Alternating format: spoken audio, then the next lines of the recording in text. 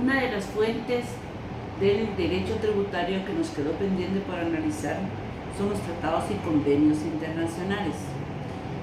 ¿Cómo afectan los tratados y convenios internacionales al derecho tributario y la legislación guatemalteca? Veamos. Hay dos tipos de tratados y convenios internacionales.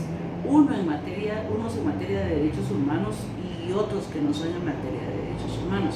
Se podría creer que cuando hablamos en materia de derechos humanos no tendrían que tener ninguna relación con el campo tributario.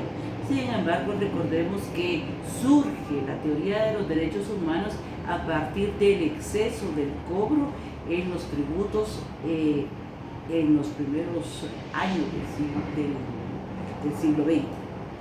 Bueno, en materia de derechos humanos, el convenio que se atreve a legislar sobre la deuda tributaria es el Pacto de San José, que en su artículo 8 establece que no hay prisión por deuda. Y dentro de esas deudas que el artículo 8 del Pacto de San José condiciona como no prisión, están las deudas fiscales, que en nuestro medio se traduce a deudas tributarias. Por lo tanto el Pacto de San José como la legislación interna han establecido que no puede existir prisión por deuda. ¿Y cuáles son las deudas tributarias? Como lo hemos mencionado en algunas clases, las deudas tributarias son aquellas que son provenientes de los impuestos directos, como el IUCI, impuesto sobre la renta y todos los que son considerados impuestos directos. Por lo tanto, en un amparo, en una defensa fiscal o en un contencioso administrativo, nosotros podríamos argumentar que es parte del sistema tributario los impuestos directos y que no hay prisión por deuda y por lo tanto estas son deudas tributarias. Óigase bien, no son delitos, son deudas tributarias, reconocidos incluso por el Pacto de San José y la legislación interna. Pero como hablamos anteriormente, tenemos dos tipos de convenios y tratados internacionales, unos que son en derechos humanos y otros que no son en derechos humanos. Los que no son en derechos humanos son, por ejemplo, el convenio firmado con la OMC. La OMC es la Organización Mundial del Comercio.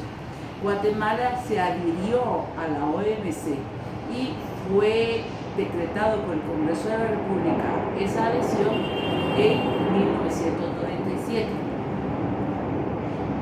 La OMC estableció que a partir de la entrada del convenio, todos los países firmantes de este convenio no podían otorgar exenciones por las exportaciones. Y Guatemala en ese momento estaba muy en boga la ley de maquilas, o sea, todo lo que es la fusión de las maquilas. Guatemala se vio entonces en ese momento en un problema porque tenía la ley de maquilas que estaba dando constantemente el Ministerio de Economía autorización para que funcionaran las maquilas y por otro lado la OMC estaba diciendo ya no es permitido. Toda Centroamérica, no solamente Guatemala, pidieron prórroga para poder encontrar una solución para poder seguir dando esa facilidad de que pudieran invertir en el país y a la vez cumplir con la OMC. Sin embargo, volvieron a pedir otra prórroga 5 años después y no lograron encontrar la solución. Costa Rica encontró la solución por medio de los parques industriales y logró seguir atrayendo de alguna manera ese tipo de inversión. Guatemala a la fecha no encontraba la solución para poder seguir atrayendo este tipo de inversión y prueba de ello es que poco a poco las maquilas han ido desapareciendo del país porque Guatemala ya no está en posición de seguir otorgando ese tipo de beneficios fiscales, porque recordemos que dentro de esos beneficios fiscales se encontraban todas las exenciones a todos los impuestos. Prueba de ello es que las maquilas pagaban el IEMA cuando existía este impuesto. Sin embargo, los maquiladores presentaron ante la Corte de Constitucionalidad una inconstitucionalidad para que dejaran de pagar ellos porque no tenían cómo acreditar, a dónde acreditar ese impuesto. La Corte de Constitucionalidad, en una resolución extensiva a lo que se le estaba solicitando, derogó el artículo 3, por lo tanto se quedó sin materia este impuesto porque ya no existió hecho generador para ninguna de las empresas, no solamente para las maquilas, sino que para todas las empresas, porque derogó totalmente el artículo. Y de ahí que se crearon nuevas versiones del mismo impuesto, pero el original fue el IEMA. Otro tratado internacional que firmó Guatemala es el TLC. El TLC no afecta a los tributos en sí, sino que lo que afecta son los aranceles, que son otros recursos que obtiene el Estado. La Corte de Constitucionalidad, en una resolución gallo-gallina,